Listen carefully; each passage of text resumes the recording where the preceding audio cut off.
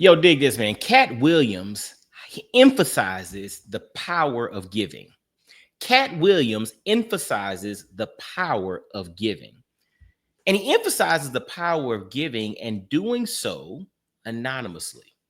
You know, my first book that I dropped back in 2015 was called Abe, Always Be Engaged, The 7 Keys to Living a Fit Urban Life. And one of the keys to living a fit urban life was to give continuously and anonymously. Because when you give anonymously, you're not giving to get credit. You're giving because it's the right thing to do. And I want you to hear this breakdown here with Katt Williams. He was sitting down with Carmelo Anthony. Hear what he talks about and how he emphasizes the power of giving in his life. Check this out. Let's understand there's probably a reason, and it's not so I can look good or, you know what I'm saying? Any of these generosity stories, these stories ain't coming from me. I don't remember how many people I'm helping. Like, my job is to do as much as I can with what I've been given. Listen to that again. Listen to that again. My job is to do as much as I can with what I've been given. You know, it was interesting. The other day, my mom and I were having a conversation, and she was talking about doing something, you know, for us, you know, my brothers and I and grandkids and all of that. And she talked about how her parents were extremely influential in her life and gave her so much.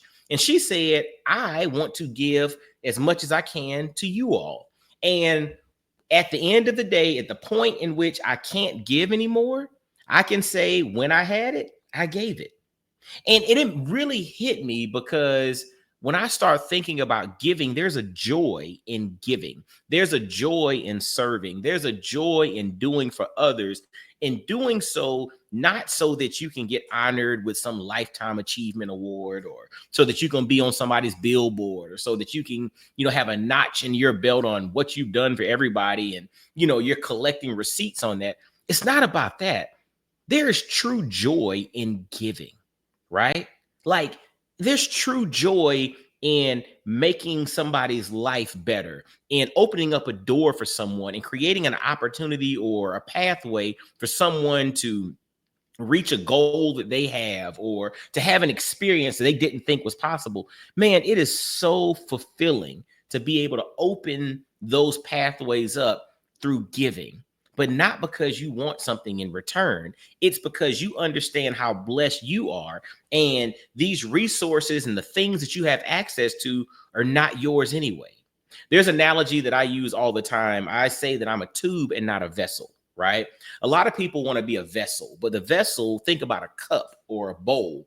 That vessel fills up, but it doesn't benefit anybody else until that vessel's completely full or it tips over, right? But if you operate as a tube or like a straw, what comes in one end flows out the other. And I look at my life through the lens of being a tube and not a vessel. When it comes in, I got to kick it out, right? Because everything that comes into me is not for me, right? But I do have this understanding that it's not for me, but it's for somebody. And it's up to me to find that person or that group or that entity that it's designed for and be that conduit for it to get there. But that's giving, right? And when you understand how blessed you are and you understand that life is a gift, that we have to unwrap it and do something powerful with it, everything changes. Because then money's not your master.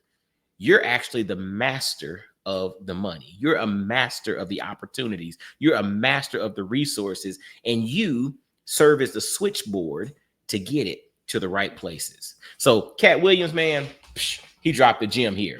So anyway, as always, make sure to leave some comments, subscribe. Y'all be blessed, well, and wise, and I'll holler at you. Peace.